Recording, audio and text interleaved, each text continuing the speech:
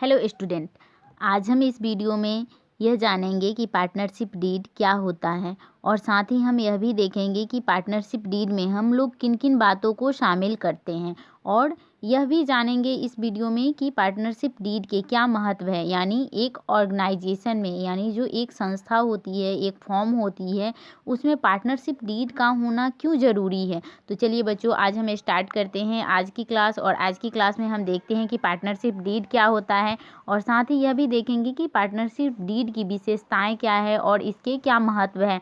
और साथ ही बच्चों, हम यह भी देखेंगे कि जो हमारा पार्टनरशिप डीड होता है, यदि एक फॉर्म ने पार्टनरशिप डीड नहीं बनाया है तो उस फॉर्म के ऊपर कौन कौन से प्रावधान लागू होते हैं। तो चलिए बच्चों, हम डिस्कस करते हैं आज की क्लास। और आज की क्लास में बच्चों, सबसे पहले मैं आपको यह बताऊंगी कि जो हमारा पार्टनरशिप डीड है वह क्या होता है। तो देखिए बच्चों, पार्टनरशिप डीड क्या है। पार्टनरशिप डीड एक लिखित डॉक्यूमेंट होता है जिसमें जो फॉर्म के साझेदार है वह किसी व्यवसाय को करने के लिए आपस में समझौता करते हैं और यह समझौता उनके द्वारा कैसा होता है, लिखित में होता है। तो इसी को हम लोग क्या कहते हैं, पार्टनरशिप डीड कहते हैं। तो बच्चों, यहाँ आप लोग ध्यान दीजिए कि पार्टनरशिप डीड क्या है। यह दो या दो से अधिक साझेदारों के बीच, यानी जो हमारा पार्टनरशिप डीड है, यह दो या दो से अधिक व्यक्तियों के बीच एक लिखित समझौता होता है जिसके अंतर्गत उसमें पार्टनरशिप के जितने भी अधिकार हैं, यानी पार्टनर के जितने भी अधिकार हैं और उनके कर्तव्य है, और साथ ही जो व्यवसाय के, यानी जब पार्टनरशिप होती है तो वह किसी व्यवसाय को चलाने के लिए होती है, तो साथ ही जो व्यवसाय हैं उनके जितने भी उद्देश्य हैं उन सभी को इसमें लिखा जाता है। यानी जो हम पार्टनरशिप डीड बनाते हैं उसमें इन सारी बातों को लिखते हैं जो कि उस व्यवसाय से संबंधित होती है। तो चलिए बच्चों, यहाँ मैंने वही लिखा है कि साझेदारों के पारस्परिक अधिकार और कर्तव्यों को निश्चित करने के लिए उनके बीच क्या होता है, एक लिखित, कैसा होता है, एक लिखित अनुबंध या संविदा तैयार किया जाता है जिसे हम लोग क्या कहते हैं, पार्टनरशिप डीड कहते हैं।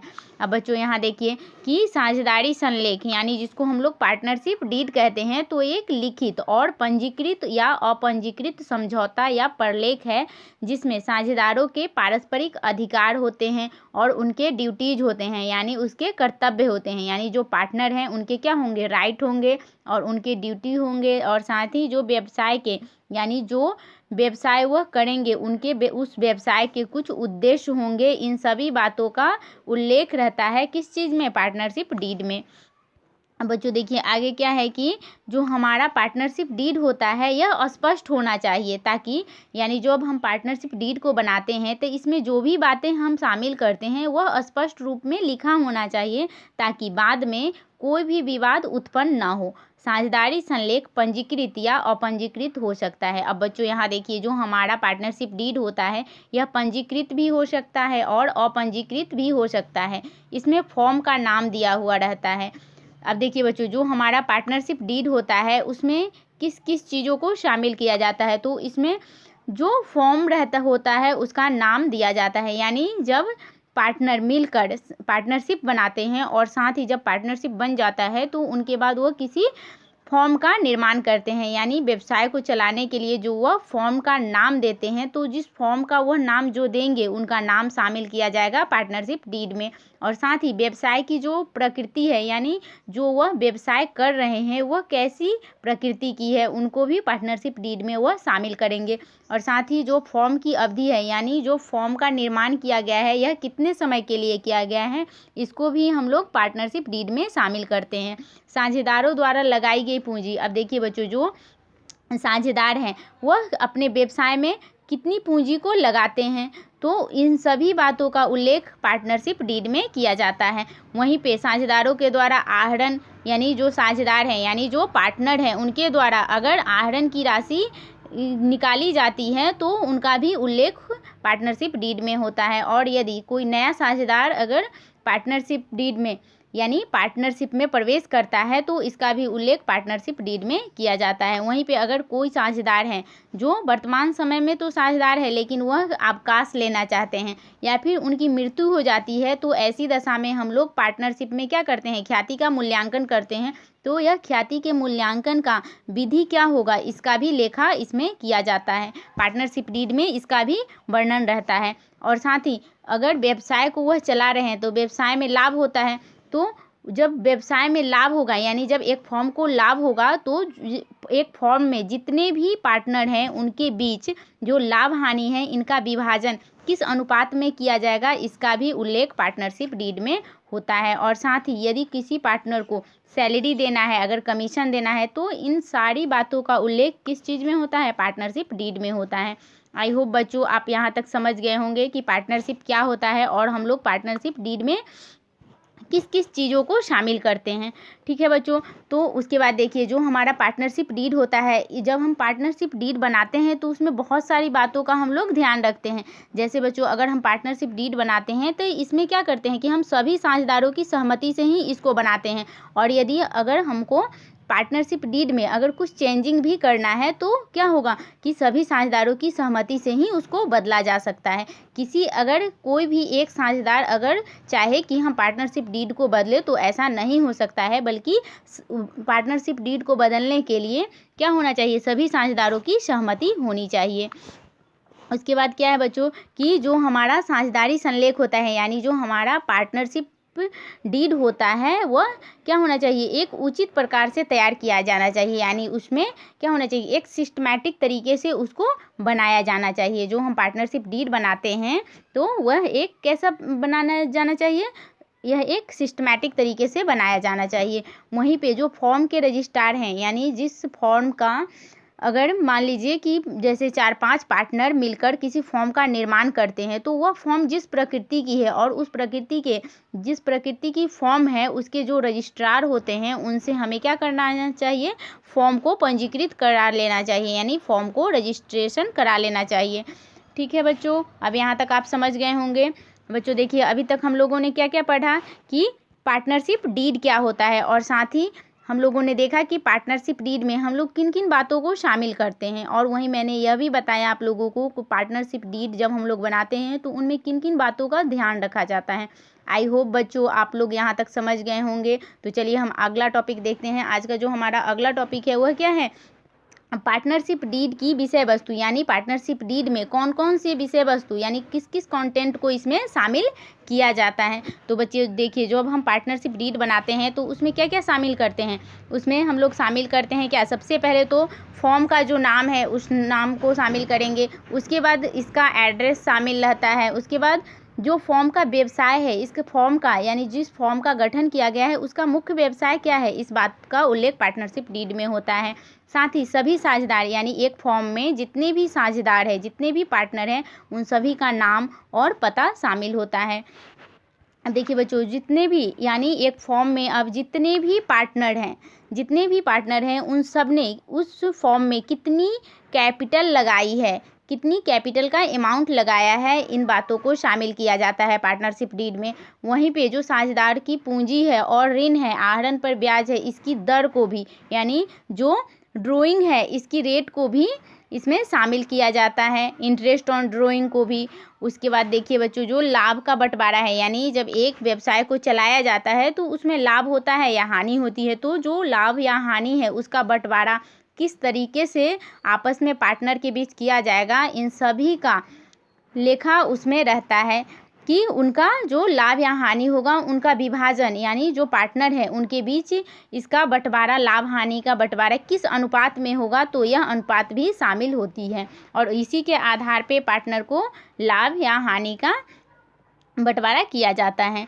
ठीक है बच्चों, उसके बाद देखिए वह विधि जिससे कोई साझेदार अवकाश ग्रहण कर सकता है तथा उसके दायित्व को चुकाने की विधि भी पार्टनरशिप डीड में शामिल रहती है। साथ ही साझेदारी प्रारंभ करने की तिथि एवं फॉर्म के लेखांकन की अवधि भी शामिल रहती है। अब देखिए बच्चों जब पार्टनरशिप को प्रारंभ करते हैं तो उसका एक डेट होता है, तो इस डेट का भी उल्लेख पार्टनरशिप डीड में होता है। और साथ ही जो फॉर्म के लेखांकन की अवधि है वह भी शामिल होता है, किस चीज़ में, पार्टनरशिप डीड में।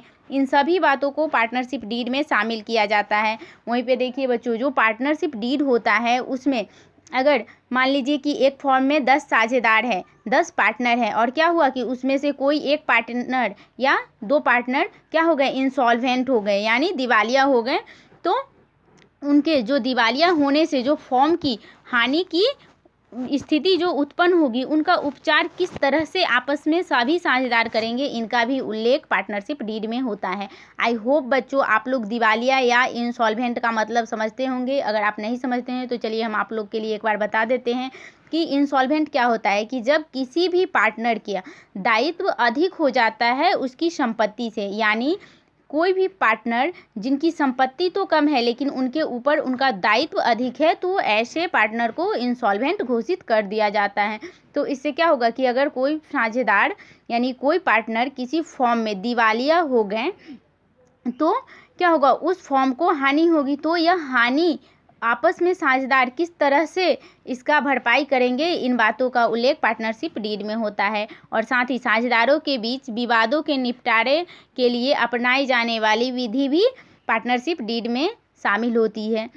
अब देखिए बच्चों, यहाँ क्या कह रहा है कि जो हमारा पार्टनरशिप डीड होता है उसमें जो साझेदार होते हैं, यानी जब एक फॉर्म में साझेदार होते हैं और उनके बीच किसी तरह का विवाद हो जाता है तो उनके निपटारे, अब उनके विवादों का निपटारा किस प्रकार से होगा, यह भी पार्टनरशिप डीड में शामिल होता है। साथ ही जो खातों की यानी जब अकाउंट बनाया जाता है पार्टनर का, तो इनका भी उल्लेख पार्टनरशिप डीड में होता है। और साथ ही जो उनका अकाउंट का ऑडिट कराया जाता है, इनका भी उल्लेख पार्टनरशिप डीड में किया जाता है। और साथ ही जब किसी नए साझेदार का फॉर्म में प्रवेश या किसी वर्तमान साझेदार द्वारा फॉर्म को छोड़ने या उसकी मृत्यु की स्थिति में ख्याति का मूल्य निर्धारण हो, तो उनका भी उल्लेख पार्टनरशिप डीड में होता है। अब देखिए बच्चों, जब कोई फॉर्म में कोई नया साझेदार क्या करना है, प्रवेश करता है, या फिर कोई वर्तमान साझेदार यानी फॉर्म चल रही है और उसके प्रेजेंट में जो कोई पार्टनर है वो फॉर्म को छोड़ना चाहते हैं या फिर उनकी मृत्यु हो जाती है, तो ऐसी स्थिति में क्या होता है कि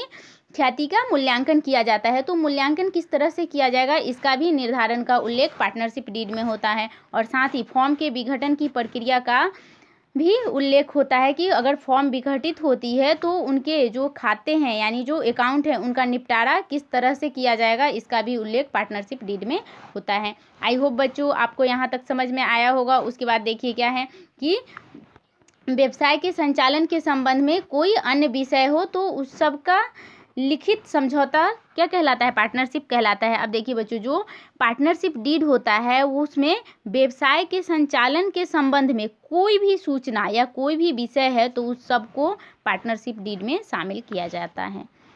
ठीक है बच्चों, अब देखिए बच्चों, मैंने अभी तक आपको क्या क्या पढ़ा दिया कि पार्टनरशिप डीड क्या होता है, और मैंने आपको यह भी बताया कि पार्टनरशिप डीड में हम लोग किन किन बातों को शामिल करते हैं, और मैंने आपको बताया कि पार्टनरशिप डीड में जो ध्यान रखने वाली बातें हैं वो कौन कौन सी है। आई होप बच्चों इतना तक आपको समझ में आया होगा। तो चलिए हम अब आगे देखते हैं कि आगे क्या है हमें पढ़ना।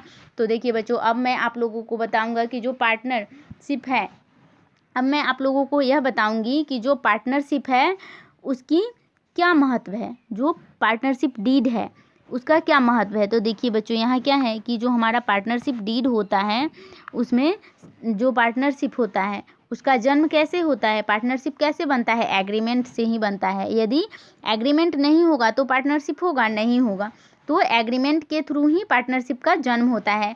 और वहीं पे पार्टनरशिप एक लिखित समझौता होता है। जो हमारा पार्टनरशिप डीड है तो यह क्या है, एक लिखित समझौता है। बच्चों आप यहाँ ध्यान दीजिएगा कि पार्टनरशिप क्या होता है कि वह मौखिक भी हो सकता है, लिखित भी हो सकता है, लेकिन जब हमारा पार्टनरशिप डीड होता है तो यह क्या है, एक लिखित एग्रीमेंट है। यानी यह एक रिटेन एग्रीमेंट होता है जिसमें साझेदारों के निश्चित किए जाने वाले सभी मामलों का विवरण इसमें निहित होता है। यानी पार्टनरशिप डीड में साझेदारी संलेख साझेदारों और फॉर्म के अधिकारों, कर्तव्यों और दायित्वों को भी परिभाषित करता है। अब जो हमारा पार्टनरशिप डीड है वह साझेदारों के क्या क्या चीज़ को शामिल करता है, जो हमारे पार्टनर के राइट हैं, जो उनकी ड्यूटीज़ हैं और जो उनकी लायबिलिटीज़ हैं, इन सभी चीज़ों को पार्टनरशिप डीड में शामिल किया जाता है। और साथ ही जो साझेदारी संलेख है यानी जो हमारा पार्टनरशिप डीड होता है उसमें साझेदारों के बीच उत्पन्न होने वाली मतभेदों का भी समाधान किया जाता है। साझेदारी संलेख के अभाव में यानी पार्टनरशिप के अभाव में साझेदारी बनाए रखना कठिन है। अब देखिए बच्चों, यदि हमारे पास यदि एक फॉर्म के पास यदि पार्टनरशिप डीड नहीं हो तो इसके अभाव में जो उनके बीच साझेदारी होती है उनको बनाए रखना कठिन होता है। इस प्रकार साझेदारी संलेख फॉर्म के अस्तित्व के लिए क्या है, अति महत्वपूर्ण है। अब देखिए बच्चों, जब कोई चीज़ हमारे पास रिटर्न नहीं होता है तो उनको हम लोग प्रूफ के रूप में कुछ सिद्ध भी नहीं कर सकते हैं। तो क्या होगा, ऐसी स्थिति में अगर किसी फॉर्म के पास लिखित डॉक्यूमेंट नहीं होगा तो फॉर्म के संचालन में क्या होगा, बाधा उत्पन्न होगी और उनके अस्तित्व को भी हम लोग सही तरीके से नहीं बनाए रखेंगे। तो क्या होगा कि हमें बहुत सारी कठिनाइयों का सामना करना पड़ेगा। अब देखिए बच्चों, यहाँ क्या है कि जो हमारा पार्टनरशिप डीड होता है, अगर मान लीजिए कि किसी फॉर्म का संचालन तो हो रहा है लेकिन उनके पास पार्टनरशिप डीड नहीं है तो उनके ऊपर कुछ प्रावधान भी लागू होते हैं और उनको बहुत सारी समस्याओं का सामना भी करना पड़ता है। तो देखिए बच्चों, यहाँ क्या कह रहा है कि जो हमारा साझेदारी फॉर्म का संचालन और साझेदारों के पारस्परिक अधिकार और दायित्व साझेदारी संलेख द्वारा नियंत्रित होते हैं। किस चीज़ द्वारा नियंत्रित होते हैं, साझेदारी संलेख द्वारा, यानी पार्टनरशिप डीड द्वारा ही जितने भी पार्टनर हैं उनके अधिकार, कर्तव्य और दायित्व को नियंत्रित किया जाता है। तो सोचिए बच्चों कि पार्टनरशिप डीड एक फॉर्म के लिए कितना महत्वपूर्ण है, क्योंकि पार्टनरशिप डीड में किसी भी पार्टनर के यानी एक फॉर्म में जितने भी पार्टनर हैं उन सभी के राइट, ड्यूटीज और लायबिलिटीज को दिया जाता है। तो अगर यह नहीं होगा किसी फॉर्म के पास तो क्या होगा, बहुत सारी कठिनाइयाँ आएंगी। तो बच्चों देखिए, अब अगर मान लीजिए कि किसी फॉर्म का संचालन तो हो रहा है लेकिन उसमें पार्टनरशिप डीड नहीं है तो उसको एक प्रावधान के अंतर्गत सारे नियम मानने होते हैं। जैसे हमारा जो इंडियन पार्टनरशिप एक्ट है 1932, इसके अनुसार बहुत सारे ऐसे नियम लागू होते हैं जो एक फॉर्म को मानना पड़ता है। जैसे देखिए, अगर बच्चों पार्टनरशिप डीड नहीं है, एक फॉर्म तो चल रही है यानी एक फॉर्म का संचालन तो हो रहा है लेकिन अगर पार्टनरशिप डीड नहीं है तो उनके बीच यानी एक फॉर्म के जो भी लाभ होगा या हानि होगा तो लाभ और विभाजन का जो बंटवारा होगा सभी साझेदारों में कैसे किया जाएगा, बराबर बराबर किया जाएगा। ठीक है बच्चों, मान लीजिए कि 10 साझेदार है एक पार्टनरशिप फॉर्म में, तो अगर पार्टनरशिप डीड में उल्लेख नहीं है यानी पार्टनरशिप डीड उस फॉर्म की नहीं है तो क्या होगा कि सभी साझेदार जो है लाभ हानि को बराबर बराबर अनुपात में बांटेंगे। वहीं पे साझेदारों द्वारा दिए गए ऋण पर ब्याज, साझेदारों द्वारा फॉर्म को दिए गए ऋण पर ब्याज 6% वार्षिक की दर से ब्याज दिया जाएगा। यदि किसी साझेदार ने अपने हिस्से की पूंजी से अधिक पूंजी लगा दी है तो अतिरिक्त पूंजी पर 6% की दर से ब्याज दिया जाएगा। अब बच्चों देखिए, यहाँ क्या कह रहा है कि जब पार्टनरशिप डीड नहीं हो तो ऐसी स्थिति में अगर फॉर्म के जो पार्टनर हैं और वह फॉर्म को कोई ऋण देते हैं तो उस ऋण पर उनको ऋण के बदले जो ब्याज मिलेगा उसका रेट कितना परसेंट दिया जाएगा, 6% दिया जाएगा।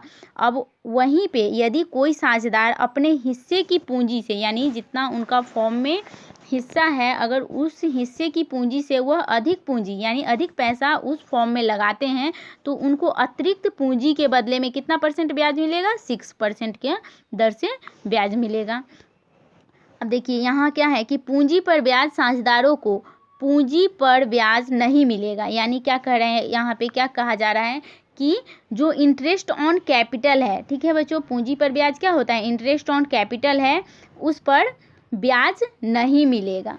यानी जब पार्टनरशिप डीड नहीं है तो साझेदार को अपनी पूंजी पर कोई भी इंटरेस्ट रेट नहीं मिलेगा। लेकिन मैंने अभी आपको ऊपर बताया कि लेकिन यदि वह अपने हिस्से से अधिक की पूंजी अगर व्यवसाय में यानी उस फॉर्म में लगाते हैं तो उनको 6% की दर से ब्याज मिलेगा। लेकिन यदि वह अपने हिस्से के जितना ही किसी व्यवसाय में कैपिटल को लगाते हैं तो उसके बदले उनको कोई भी इंटरेस्ट रेट नहीं मिलेगा। यदि साझेदार को पूंजी पर ब्याज दिया जाना है तो यह लाभ का नियोजन होगा। ठीक है बच्चों, यहाँ समझिए क्या होगा, यह लाभ का नियोजन होगा, लाभ पर प्रभार नहीं, अर्थात यह शुद्ध लाभ को भी कम नहीं करेगा। इसलिए पूंजी पर ब्याज पार्टनर को नहीं दिया जाता है। हाँ, यदि वह एडिशनल कैपिटल को लगाएंगे यानी वह अपने हिस्से से अधिक की पूंजी को लगाएंगे तो उनको 6% मिलेगा ब्याज। लेकिन यदि वह अपने हिस्से से या हिस्से के जितना ही वह पूंजी को लगाएंगे तो उन पर कोई भी इंटरेस्ट रेट नहीं दिया जाएगा। अब बच्चों देखिए, अगर एक फॉर्म में पार्टनरशिप डीड नहीं है तो उसके पार्टनर को किसी भी प्रकार का वेतन या कमीशन, जो सैलरी होता है या फिर जो कमीशन होता है वह नहीं मिलेगा। और साथ ही आहरण पर ब्याज यानी इंटरेस्ट ऑन ड्रॉइंग, साझेदारों द्वारा किए गए आहरण पर ब्याज नहीं लगेगा। यानी यदि कोई साझेदार यानी कोई पार्टनर फॉर्म से कुछ पैसा लेते हैं तो उनको उस पैसे पर कोई भी इंटरेस्ट नहीं लगेगा। आई होप बच्चों आपको यहाँ तक समझ में आया होगा। अब हम आगे चलते हैं और देखते हैं कि क्या है जो अतिरिक्त पूंजी है। जैसा कि मैंने आपको ऊपर बताया ही था कि यदि कोई साझेदार अपने हिस्से से अतिरिक्त पूंजी को लगाते हैं तो उस पूंजी पर कितना % की दर से ब्याज मिलेगा? 6% की दर से ब्याज मिलेगा। ठीक है बच्चों, अब यहाँ तक आपको समझ में आया होगा। बच्चों अब देखिए, अब हम मिलेंगे नेक्स्ट वीडियो में। आज की वीडियो में इतना ही, तब तक के लिए थैंक यू वेरी मच।